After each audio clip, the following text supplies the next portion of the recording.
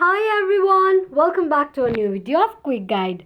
Today in this video I'm going to show you how you can block your email on your Hotmail application.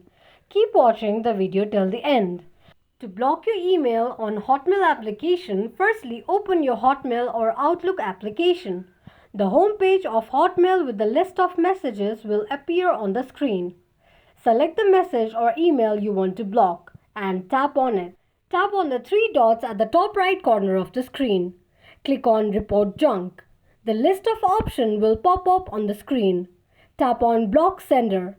Confirm blocking of email by clicking on Block Sender once again.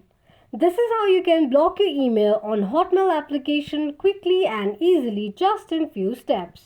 If you have any thoughts or queries, let us know in the comment section. Don't forget to subscribe to our channel. Also, press the notification bell icon so that YouTube will notify you whenever we post a new video. I hope this video was helpful to you. Thank you so much for watching.